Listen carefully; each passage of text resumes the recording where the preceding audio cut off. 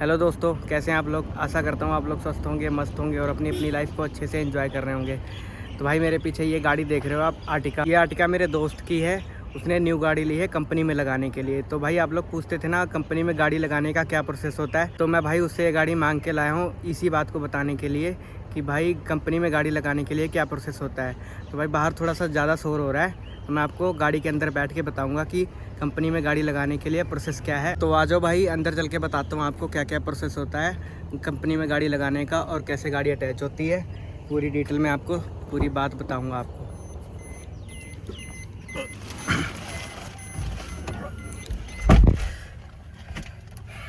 तो भाई किसी कंपनी में गाड़ी लगाने का प्रोसेस कोई लंबा चौड़ा नहीं होता भाई, बहुत ही आसान, बहुत ही सिंपल होता है भाई। जिस भी कंपनी में आप गाड़ी लगाना चाहते हो, पहले आप वहां जाओ और वहां पे पता करो कि वहां पे कौन वेंडर है, मतलब जो भी कॉन्ट्रैक्टर होता है उसको वेंडर बोलते हैं। तो वहां जाके पता करो कौन सा कॉन्ट्रैक्टर है। वहां पता करने के बाद आप डायरेक्ट उस कॉन्ट्रैक्टर के पास चले जाओ और उसके पास जाओगे अपनी गाड़ी लेकर, जो भी आपके पास गाड़ी होगी। वैसे ज्यादातर मल्टीनेशनल कंपनियों में 7 सीटर गाड़ी ही लगती है, पर कहीं कहीं 5 सीटर गाड़ी भी ले लेते हैं भाई, वो आप देख लेना वहाँ पे पता करके। तो भाई जैसे ही आप वहाँ पे कॉन्ट्रैक्टर के पास जाओगे, वहाँ पे जाकर उनसे बैठ के बात करोगे, वो आपको पहले अपने काम के बारे में अच्छे से समझाएंगे और आपको दिखाएंगे रेट लिस्ट।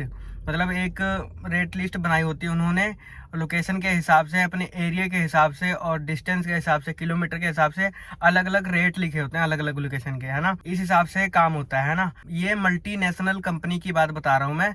किसी सरकारी कंपनी या किसी दफ्तर में जो अटैच होती है वो अलग प्रोसेस होता है भाई, उसका इससे लेना देना नहीं है जो मैं बता रहा हूँ अभी, है ना।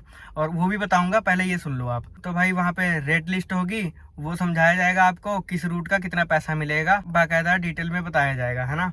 और आपको वो सब कुछ सोच समझ कर रेट को कैलकुलेशन करके, है ना, अपना हिसाब किताब जोड़ के कितना फ्यूल लगेगा महीने का, कितना सब कुछ बनेगा, है ना, कितनी एवरेज आएगी, क्या खर्चा रहेगा, क्या मेंटेनेंस रहेगी, क्या सीएनजी का खर्चा रहेगा, क्या मेंटेनेंस रहेगी, क्या सर्विस कॉस्ट रहेगी, है ना।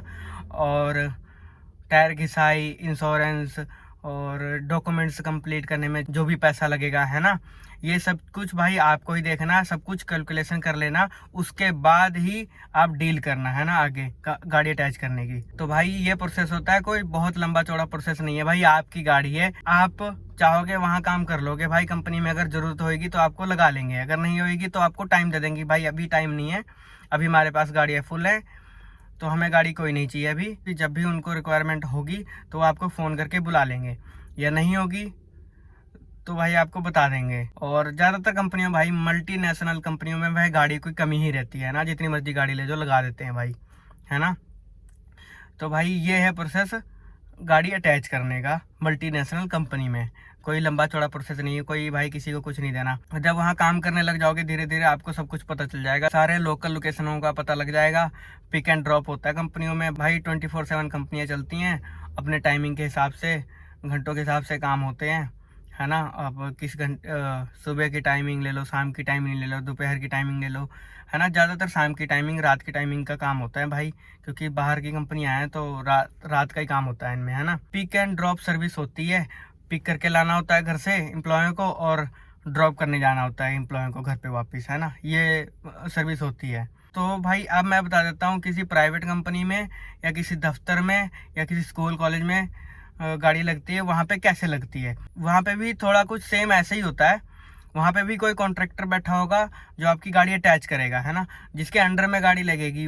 आपको डायरेक्ट कंपनी से या दफ्तर से पैसे नहीं मिलेंगे, आपको कॉन्ट्रैक्टर से पैसे मिलेंगे। दफ्तर वाले कॉन्ट्रैक्टर को पैसे देते हैं, फिर कॉन्ट्रैक्टर आपको देगा, क्योंकि भाई वो कॉन्ट्रैक्ट लेता है, पैसे भर के लेता है ना भाई।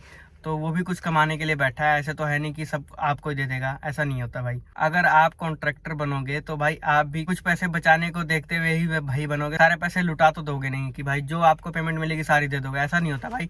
जो पेमेंट मिलती है उसमें से कुछ बचा के फिर ड्राइवर को देते हैं, जिनकी गाड़ी होती है उनको देते हैं। आप फिर कॉन्ट्रैक्टर पे जाओगे तो वही किलोमीटर, भाई प्राइवेट कंपनी, सरकारी कंपनी, दफ्तर, स्कूल, कॉलेज में भाई किलोमीटर डिसाइडेड होते हैं भाई। एक महीने में इतने किलोमीटर गाड़ी चलेगी और इतने पैसे मिलेंगे, इससे ज़्यादा चलेगी तो आपके प्लस हो जाएंगे पर किलोमीटर के हिसाब से, ऐसे डिसाइड होता है ना, ऐसे डील होती है।